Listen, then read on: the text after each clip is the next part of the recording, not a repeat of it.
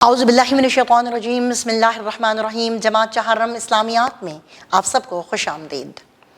پیارے بچوں، آج ہم پڑھنے جا رہے ہیں باب چہارم اخلاق و آداب، جس کا سبق نمبر 1 ہے سادگی کے بارے میں۔ سادگی جیسے کہ نام سے ظاہر ہے کہ ہم اپنے کھانے پینے، پہننے، اوڑھنے اور سجاوٹ وغیرہ کی ہر چیز میں سادگی کو اختیار کریں، یعنی کہ میانہ روی کو اختیار کریں، جو کہ اللہ تعالیٰ نے پسند فرمائی ہے اور فضول خرچی سے منع کیا ہے۔ تو آئیے پڑھتے ہیں تاکہ ہم مزید جان سکیں سادگی کے بارے میں۔ اپنے اپنے سبق کو کھول لیجئے اور آئیے ہمارے ساتھ۔ اس سبق کی تکمیل کے بعد طلبہ اس قابل ہو جائیں گے کہ وہ سادگی کا مطلب اور مفہوم سمجھ سکیں۔ نبی کریم خاتم النبیین صلی اللہ علیہ وآلہ وآصحابہ وسلم کی زندگی میں سادگی کی مثالوں سے آگاہ ہو سکیں، عملی زندگی میں سادگی اپنا سکیں اور نمود و نمائش سے دور رہ سکیں، سادگی، بناوٹ اور تکلف میں فرق سمجھ سکیں، سادگی کے فوائد و ثمرات سے آگاہ ہو سکیں۔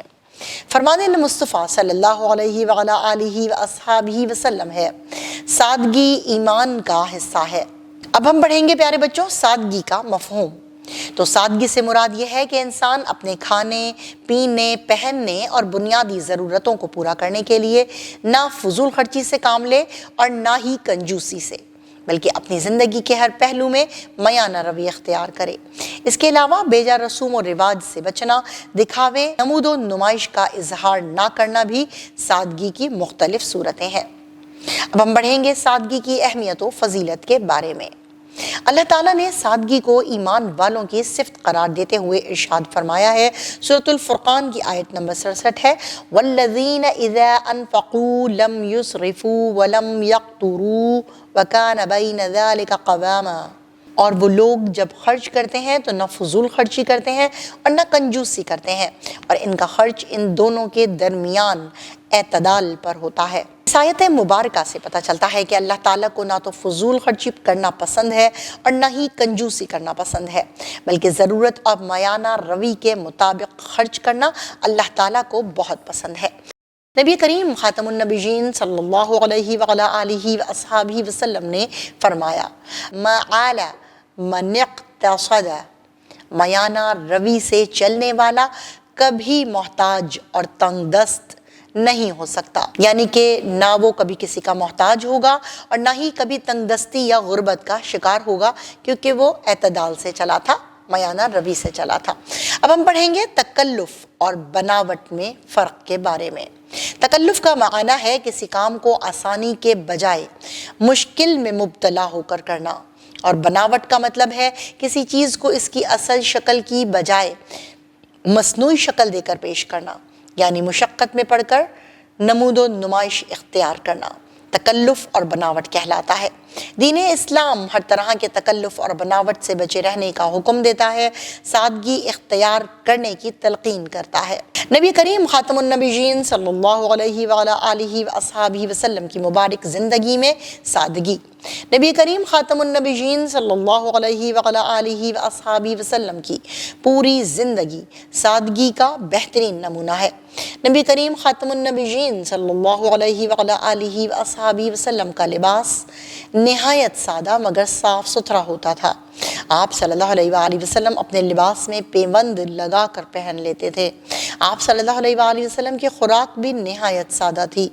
آپ صلی اللہ علیہ وآلہ وسلم بغیر چھنے ہوئے آٹے کی روٹی کھاتے، جو اور ستو زیادہ استعمال کرتے، اور کبھی تو کھجور یا چند گھونٹ دودھ پر ہی گزارا فرما لیتے۔ آپ صلی اللہ علیہ وآلہ وسلم سبزیوں میں کدو بہت پسند فرماتے تھے۔ آپ صلی اللہ علیہ وآلہ وسلم مرغن غذا استعمال نہیں فرماتے تھے۔ آپ صلی اللہ علیہ وآلہ وسلم کا کھانے پینے کا انداز بہت مہذب اور سادہ ہوتا تھا۔ آپ صلی اللہ علیہ وآلہ وسلم ٹیک لگا کر کبھی کھانا نہ کھاتے تھے۔ آپ صلی اللہ علیہ وآلہ وسلم کے کھانے کے برتن بھی سادہ ہوتے۔ آپ صلی اللہ علیہ وآلہ وسلم کھانے میں کبھی عیب نہ نکالتے تھے۔ آپ صلی اللہ علیہ وآلہ وسلم کی گھریلو زندگی میں بھی سادگی نمایاں تھی۔ آپ صلی اللہ علیہ وآلہ وسلم گھر کے اکثر کام کاج خود کرتے، اپنے کپڑوں اور جوتوں کی مرمت خود کرتے، جبکہ اپنی بکریوں کا دودھ بھی خود دھو لیتے تھے۔ آپ صلی اللہ علیہ وآلہ وسلم کا بستر مبارک کھجور کے خشک پتوں کا بنا ہوا تھا، جس پر لیٹنے کی وجہ سے جسم مبارک پر نشان پڑ جاتے تھے۔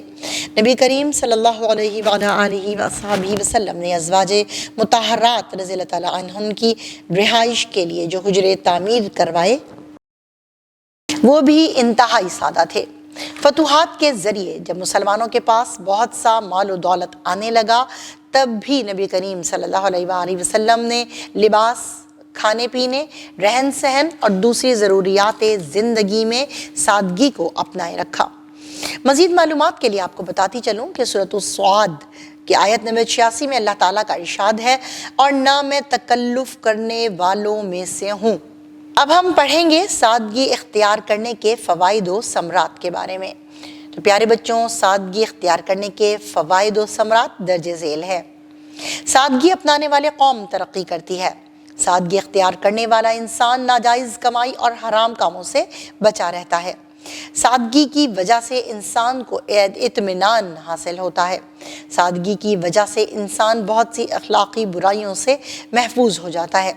سادگی اختیار کرنے سے زندگی میں آسانی اور سہولت پیدا ہوتی ہے۔ سادگی اختیار کرنے سے اللہ تعالیٰ خوش ہوتا ہے۔